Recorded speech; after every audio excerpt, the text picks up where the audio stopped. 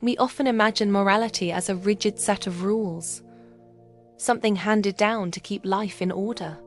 But what if true morality isn't about following external commands? What if it's something that grows from within? True morality doesn't come from force or from fear. It arises naturally from a deep understanding, from seeing that what you do to the world, you are also doing to yourself. When you truly get this, kindness is no longer an obligation you have to fulfill. It becomes the most obvious, the most logical response to everything around you. We use the labels good and bad all the time. They're useful ideas, sure, but they are not the fundamental structure of the universe. Think of them as tools we use to navigate the complex world of human life. The problem starts when we mistake these tools for reality itself. When that happens, we stop trying to understand and start judging instead. We replace wisdom with fear, creating a world of black and white where there is only a spectrum of experience. We spend so much time and energy worrying about making the right choice, as if life was some kind of multiple choice test we could fail. But here's the secret. Life isn't asking you to get it right. It's just asking you to participate. Every path you take, every decision you make, teaches you something valuable. There are no wasted directions, only experiences that we haven't understood yet. So instead of being paralyzed by the need for certainty, just take a step. Trying to map out your entire future is like trying to choreograph every single move of a dance before the music has even started. It's impossible. The real path, the one that matters, reveals itself as you walk it, not while you're standing still, waiting until you feel perfectly ready. You will never feel perfectly ready. The magic happens in the movement, in the unfolding of each step. The dance of life is improvised, and that's what makes it so beautiful. Think about what causes you the most suffering. Is it what's happening right now, in this very moment? Or is it what your mind imagines might happen next? Most of our pain comes from our projections. We drag tomorrow's problems into today, stacking them on top of what's already here. And then we wonder why the present feels so heavy and unbearable. But life can only be lived in one place. And that place is right here, right now. The future is a phantom, and the past is a memory. Only this moment is real. We have this deep-seated need to control everything. We want to control our jobs, our relationships, our feelings, our future. But you were never meant to control life. Control is just an illusion the mind clings to when it forgets how to trust the natural flow of things. What happens the moment you loosen your grip? You don't lose life, you don't fall apart.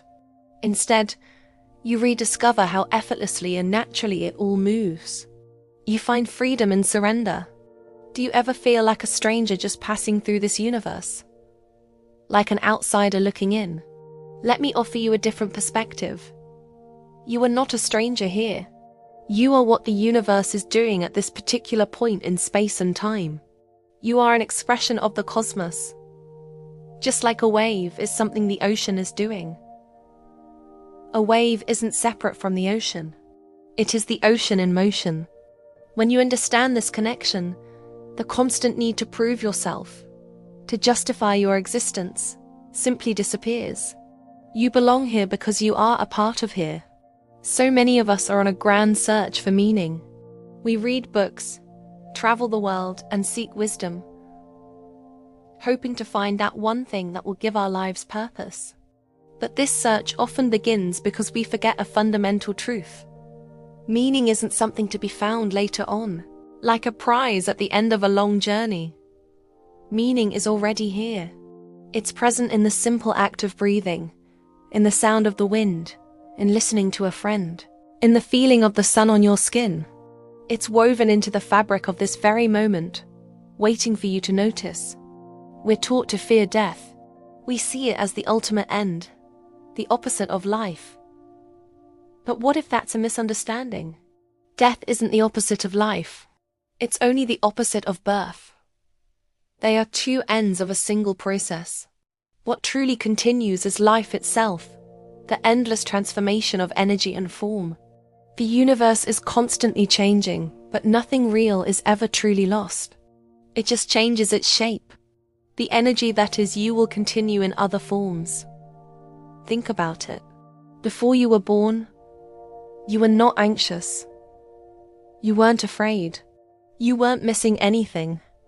There was a state of peace.